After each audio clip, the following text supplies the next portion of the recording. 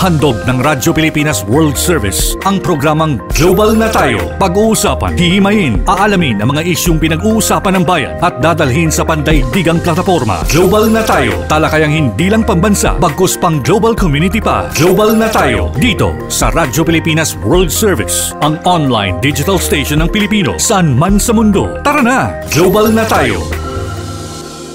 Uli po isang mapagpalang pagbati at welcome na naman sa isa pang edisyon ng programang Global na Tayo, hatid sa inyo ng Himpilang Radyo Pilipinas World Service. Ako po yung lingkod, Ray Sampang. Kasama pa rin ang ating Global na Tayo team, maglilingkod po ngayong araw na ito. Araw ng Miyerkules, September 3, araw at oras dito po sa Pilipinas. Kami po yung nasusubaybayan sa pamamagitan ng ating Facebook broadcast live. Sa inyo po mga Facebook browser, type lamang Radyo Pilipinas. Ganyan na rin sa ating YouTube channel, sa inyong YouTube browser, type lamang Radyo Pilipinas World Service. And of course, sa ating pong real-time live audio streaming, PBS Radio Receiver app. I-type nyo lamang po kung kayo ay mayroong cellphone. Kung smartphone po ang gamit nyo, punta lamang po kayo sa Google Play. And of course, kung meron po kayong iPhone, punta lamang po kayo sa App Store. At sa mga browser po niya, i-tap nyo lamang eBox PBS Receiver. E as in Elephant, V as in Victory, O as in October, and X as in Xerox. At na-download nyo na po yan, makikita nyo na po sa pamamagitan ng mga tile icon ang mga himpilan sa ilalim ng Presidential Broadcast Service. Kasama na po dyan ng Radyo Pilipinas World Service. So please like, follow, subscribe. Ito po ang ating mga social media platform. Alright. And of course, para po sa araw na ito, may mahalaga po kaming ihahatid sa inyo na naging panayam ng inyong lingkod. Ngayon din pong umagang ito sa ating kapatid na himpilan na Radyo Pilipinas, Radyo Publiko. Nakasama po natin ang ating kalihim ng Commission on Filipino Overseas. Walang iba kundi si Secretary Dante Clink Ang. Ano po? Matatandaan po ninyo, ang Commission on Filipino Overseas ay may programa po dito sa ating himpilang Radyo Pilipinas World Service. Ang title po ng kanilang programa ay Serbisyong CFO sa Bagong Pilipinas. Ano po? Pero kasi ang panayam po natin kay Secretary Clink Ang ay may kinalaman po sa isinusulong nilang programang Balink Bayan. Ayan, Balink Bayan. Yung pong programang Balink Bayan ay naka-tailor fit para po sa ating mga Filipino migrants. Pag sinabi po natin kasing Filipino migrants, ito po yung naninirahan na permanente sa mga host country. O ito po yung mga tinatawag nating mga mga naturalized citizen o mga dual citizen, yung mga may green card holder o yung mga migrant resident na sa kanilang mga host country, nakapag-asawa ng foreigner or na-adopt ng foreigner legally. Ano po? Yun po yung nakatutok ang CFO. Yan po ay sa pagkakaiba naman nila sa mandato ng Department of Migrant Workers at ng OWA. Ang Department of Migrant Workers po at ang OWA ay nakatutok naman ng serbisyo para sa mga overseas Filipino workers. Ibig sabihin po, hindi permanente yung stay nila sa host country. Kasi nga po, by contract ang kanilang pagtatrabaho at paninirahan sa ibang bansa. As compared sa CFO, ang mandato po ng CFO, bukod sa mga OFWs, kasama pa rin yung mga Filipino migrants. Yan, yung po yung mga, tulad ulitin ko, yung po yung mga nakapag-asawa na ng mga foreigner na nakapag-establish na ng sariling pamilya sa ibang bansa, maging yung pong na-adapt. Basta permanently residing na sila sa bansa. Ito po kasi Balik Bayan ay para ma-encourage yung ating mga kababayang migrants sa iba't ibang panig ng mundo upang matuto financially, makatulong financially sa kanila, ma-inspire yung iba nating mga kababayan na maging entrepreneur at makatulong sa lokal na ekonomiya dito sa Pilipinas. Para po sa karagdagan detalye, narito po ang naging panayam natin with the Commission on Filipino Overseas, Secretary Dante Clink Ang. Magandang umaga po, Secretary Clink, at welcome po sa programang Bangon Bayang Mahal. Magandang umaga, Sir Ray, at thank you po for the opportunity to talk to you and share with you our work. It is indeed a pleasure and an honor to have you for the first time dito po sa ating programang Bangon Bayang Mahal dito po sa Radyo Pilipinas, Radyo Publiko. Siguro po unang katanungan ko po, Secretary Clink, ano po bang pangunahing layunin ng Balikbayan at sino po ba ang target client nito? Walang unang layunin po ng CFO ay i-connect po ang mga Filipinos overseas sa Pilipinas politically, economically, culturally. At sa ngayon po niyan, itong major program po ng Commission of Filipinos Overseas, ito pong Balikbayan program na siya pong kasama po namin yung mga LGU partners po namin, both yung mga cities at saka yung mga probinsya. At kinoconnect po natin sila sa mga kababayan po nila abroad para po makita ng mga kababayan po natin yung mga opportunities there for investment, for trade, for tourism, at iba pong mga bagay na importante para po sa mga migrants. Sa paano pong paraan ito nakakatulong sa ating mga Filipino migrants at maging sa mga pamilya ng mga Pilipino dito sa Pilipinas? And of course, for the Philippine economy as a whole. Well, ano po natin yung mga remittances, ang pinaka-obvious po na ambag po ng mga overseas Filipinos. Minsan nga po, nakakalimutan natin na yung mga remittances po na yan ay hindi po lamang galing sa mga OFWs, bagamat pinapasalamatan po natin sila. Galing po yan sa lahat ng mga Filipinos overseas. At sa tingin nga po namin, dahil mas marami ang mga permanent and long-term migrants abroad, although kailangan po ito i-validate ng tamang pag-aaral, mas marami po ang nanggagaling po sa mga overseas Filipinos. So, ang mga Filipinos mo po hindi tumatalikod sa bayan natin, bagamat po sila ay nasa ibang bayan na or matagal na po silang nawala. Ang kailangan po nila services, information, paano po ba sila makakatulong, wala na po silang kakilala dito, hindi po nila alam ang mga paraan, sinong kakausapin. At yan po ang primary purpose po ng Balikbayan, para po to vet yung mga LGUs na may mga programs po at may mga services para po ma-connect yung mga kababayan po nila overseas sa mga hometown at home provinces po nila. Alam mo, paniniwala po namin ng mga overseas Filipinos ay kasangga po talaga natin sa national development at sa realization po ng napakaraming national at regional local priorities. Yun. Pero may katuwang po ba ang CFO? May mga katuwang po ba ang CFO ng mga ahensya ng pamahalaan maging sa private sector sa pagsasagawa ng Balikbayan? Well, yung system lang po are working together under the leadership naman po of President Marcos. Talagang sabi niya po talagang kailangan i-roll out ang red carpet para sa mga kababayan po natin. Ang pangalawa po, sabi niya rin na gusto niya pong i-digitalize yung mga public services. At isa pong purpose po namin yan, kaya po kami umiikot ng bansa ngayon, para po pakita sa mga Balikbayan partners po namin yung bagong microsites kung saan po namin binibida yung mga opportunities at iba pong mga information na mahalaga po para sa mga migrant workers. Kasi po, ginawang uniform na po yung look, yung back-end po ng mga website. So, papasalamat po kami sa DICT sa tulong po na ginawa nila para po matupad yan. So, ito pong ginagawa namin ngayon. Pagpunta po sa Albay at sa iba pa pong lugar, binibrief po namin yung mga LGU partners po namin dun sa bagong look, bagong features, bagong back-end, at iba pa pong mga sistema para po maipaalam nila sa mga kababayan po nila abroad yung mga opportunities po sa mga localities nila.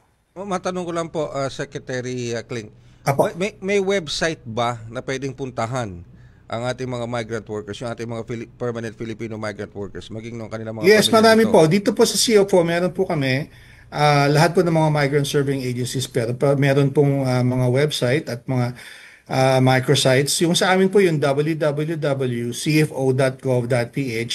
Mula po dun sa website na yun, pwede na po silang pupunta dun sa mga microsites po ng iba pong websites ng katulad po may website po kami for Balikbayan itself kasi napakahalagang program po yan. At meron pa po kami mga ibang different websites at mga microsites para po sa mga iba pa pong mga major programs ng CFO. Pero magandang simulan po dun sa main website po namin, yung www.cfo.gov.ph. cfo.gov.ph. At meron din po kami mga social media platforms under the name of the Commission on Filipinos Overseas. Yun, okay. Pero matanong ko rin po, Sec Cling, Apo. sa datos po ng CFO, simula ng Apo. isagawa itong Balikbayan program, ilang Filipino migrants na po ang nag-avail ng programang ito? Well, actually, hindi po ito ang nangyayari po dito natin pinapaalam po sa mga kababayan sa abroad. Ano po, may mga investment opportunities sa bayan po na pinanggalingan nila, may mga trading opportunities po ba?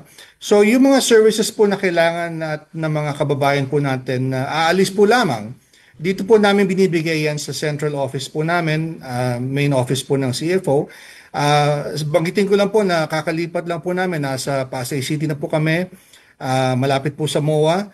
At meron din po kami mga extension offices sa Baguio, sa Cebu, Davao, at recently po sa Cagayan de Oro. So dyan po namin binibigay yung primary services po. Yung Balikbayan program po, ang layunin po nito ay ilapit po yung mga kababayan natin abroad dito ulit sa Pilipinas. Politically, economic, culturally, but primarily economic po ang focus po ng Balikbayan. Alright. May partnership po ba ang CFO sa Go Negosyo? Ni Mr. Joey Yes, sir. Concepcion? Salamat po, nabanggit niyo po yan. Kasi nga po, gusto po namin i-promote yung entrepreneurial mindset sa ating mga kababayan. Nakita po namin yung Go Negosyo under the leadership po of Mr. Joey Concepcion. Nagsimula na po silang i-promote yung entrepreneurship among OFWs na siya pong sakop naman ng Department of Migrant Workers. At nung kinausap po namin sila, sinabi namin baka naman po pwedeng extend niyo po yung program niyo po sa mga permanent migrants kasi pare-pareho naman po mga layo nila. Gusto po nila mag-ipon, mag-invest para po siguro sa retirement nila. Baka yung iba po gusto bumalik dito sa atin.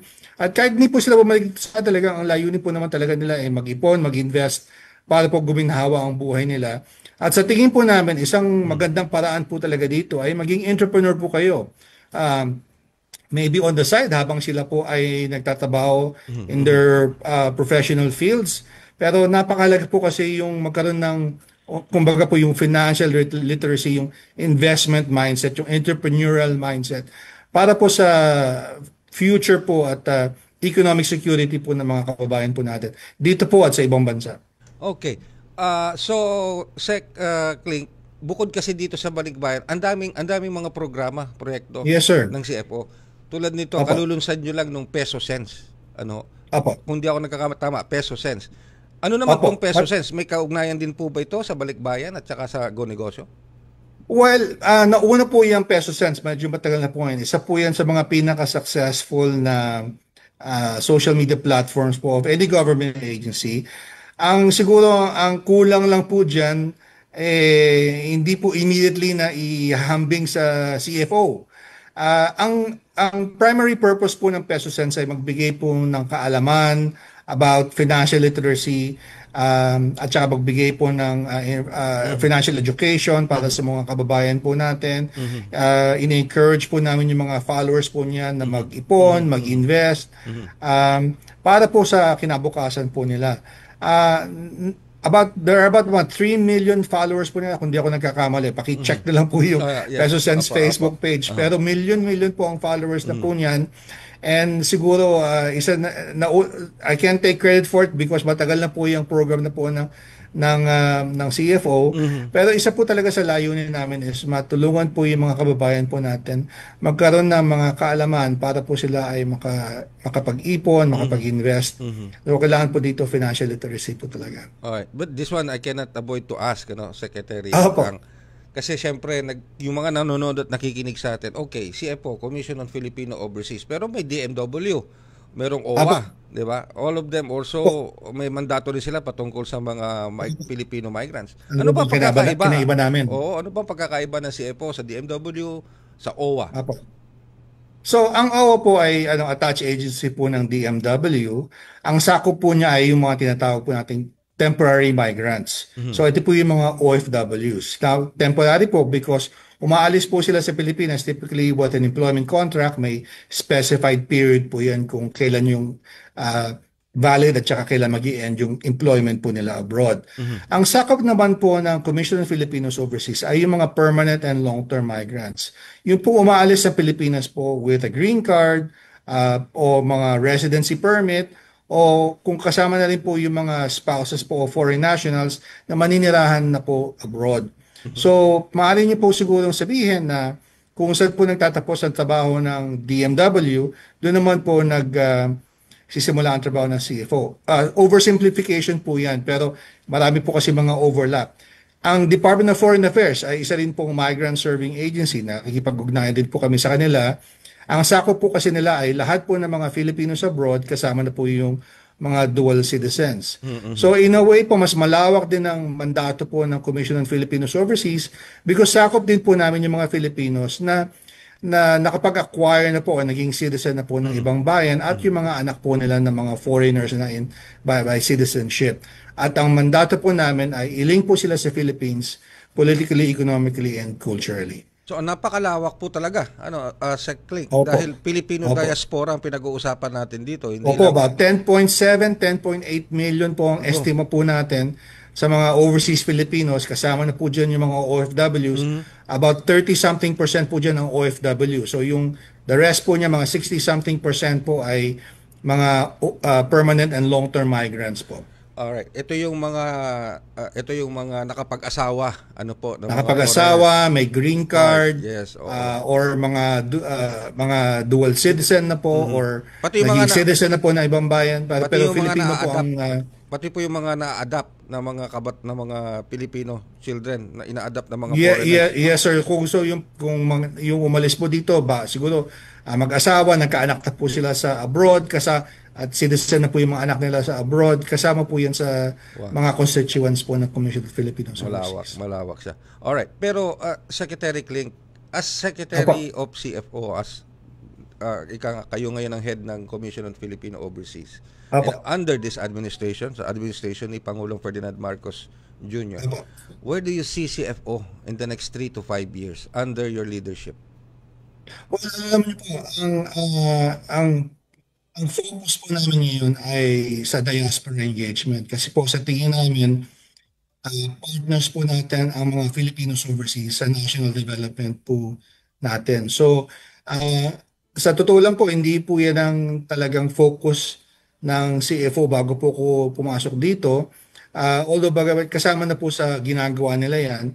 Pero ngayon po talagang doon po namin focus ang mission po namin ngayon. So looking at the future, at tingin po namin ay bilang fruit po ng trabaho, magiging prominente po talaga yung role at saka siguro po yung appreciation natin sa mga ambag po ng mga overseas Filipinos. Hindi po lamang yung mga OFW, pati na rin po yung mga talagang permanenteng naninirahan abroad sa national development dito po sa atin. Sa totoo po lamang, hindi naman po natin kailangan talaga ang kumbinsihin. Yung mga Pilipino po abroad, tumutulong talaga yan. Kahit hindi nyo po kausapin. Ang kulang lang po talaga minsan kasi hindi po nila alam kung paano tutulong, sino po mapagkakatiwalaan ng tulong nila, ano po yung mga ahensya na maaari nilang kausapin. So, yan po ang pinagtutuon ng pansin po namin yan. Yes, Secretary Clink, at umaasa rin po ang inyong lingkod at ang ikang himpilang Radyo Pilipinas, Radyo Publiko, maging yung ating kapatid na himpilan na Radyo Pilipinas World Service na matulungan po ang Commission on Filipino Overseas na makamit po ang mga programa at proyekto ninyo. Secretary Clink. Alright, Sec, maraming salamat. Nonetheless, meron pa ho kayong iba pang mga mensahe na isip parating sa ating mga kababayan. I know you have a full schedule today, so we will not keep you for so long. So maraming salamat po. Pero mensahe po ninyo. Salamat po sa inyo. Thank you for being such a good partner to us po at pagtulungan po natin talagang ipatupad tong aspiration namin na talaga pong lumawak ang papel po ng mga overseas Filipinos para po sila ituloy-tuloy makatulong po sa pagunlad ng bayan po natin at matupad po ang aspirations po ng bagong Pilipinas. Maraming salamat. Maraming salamat po, Secretary. We are one with CFO para po makamit po ang mga adhikain ng inyong ahensya. And one in government service lang po tayo. Thank you very much, Sec Clink. Thank you very much. Thank you, Sir Ray.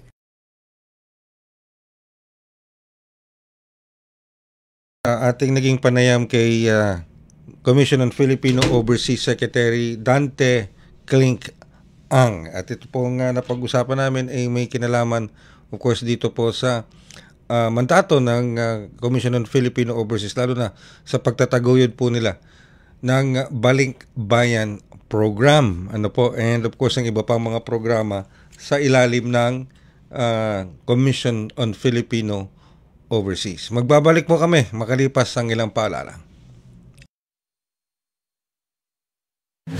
Paliwanag mo sa tao na hindi totoo yan. Dahil ang totoo, yung totoo ang dapat ninyong malaman. Nagkalat sa internet ang fake news Ang o ginagawa mali ng at fake news, tinatapon niya yung tao. What they are doing is creating panic. We say no. Yung pagkalat ng fake news. And some of it's dangerous. Sana iwasan po natin pagsispread ng fake news. At di magpapakalat ng disinformation at misinformation ang kasulukuyang administrasyon. Stop telling us fake news because you're wrong. Para sa totoo at mapagkakatiwalaang mga balita at impormasyon, Radyo Pilipinas. This is a public service announcement. Discipline is the key. Umiwas sa aksidente sa daan. Ang pagmamaneho ay may kaakibat na responsibilidad. Hindi basta mapaandar lang ang sasakyan. Kilatisin ang sarili, ang kahandaan sa manibela. Siguruhing inyong konsentrasyon ay hindi magagambala. Importante rin na ating laging isipin, init ng ulo ay huwag pairalin. Bagkus, kaligtasan ng lahat ang siyang dapat unahin. Isang mahalagang paalala mula sa Presidential Broadcast Service at Radyo Pilipinas, Radyo Publiko 738. This is a public service announcement. Public service announcement From PBS, Presidential Broadcast Service at Radyo Pilipinas, Radyo Publiko 738. Alright, kayo po ay patuloy na sumusubaybay sa programang Global na Tayo. Dito pa rin sa inyong himpilang Radyo Pilipinas World Service. Ako pa rin po inyong lingkod, Ray Sampang. Alright, maraming salamat po sa patuloy na mga sumusubaybay dito sa ating programa at sa ating himpilang Radyo Pilipinas World Service. And before I go, of course, let me remind lang po yung ating mga kababayan na nag-i-start po ang broadcast ng Radyo Pilipinas World Service alas 7 ng umaga, ano po, Monday to Sunday, at nagtatapos po the next day 3 to 4 in the morning. Ganun po kahaba ang broadcast hours natin upang lalo pa namin po kayong ma-reach out, marating, para malaman po ninyo mga kaganapan dito sa inyong inang bayan. And of course, ang kaganapan na rin sa iba't ibang panig ng mundo kung saan naroon ng iba pa natin mga kababayang overseas Filipino worker or migrant Filipino. Ano po, ayan. So, anumang oras, umaga man, tanghali, hapon o gabi, maaari po nyo kaming masubaybayan sa pamamagitan ng ating live audio streaming. Ano po, yung PBS Radio app sa pamamagitan ng pagda-download ng ating PBS e-box radio receiver. Ayan. Sa ngalan po ng ating mga nakaagapay sa ating Master Control, of course, na dyan sila sa Master Control, sila Milo Janela, Susan Aison. And of course, sa Wirecast, si Hero, and of course, sa live audio streaming, si Justin.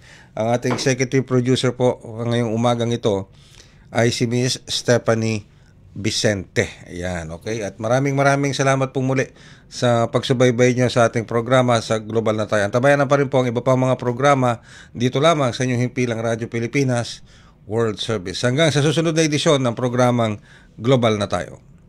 Handog ng Radyo Pilipinas World Service ang programang Global na Tayo. Pag-uusapan, hihimayin, aalamin ang mga isyung pinag-uusapan ng bayan at dadalhin sa pandaigdigang plataforma. Global na Tayo, talakayang hindi lang pambansa, bagkus pang global community pa. Global na Tayo, dito sa Radyo Pilipinas World Service, ang online digital station ng Pilipino saan man sa mundo. Tara na, Global na Tayo.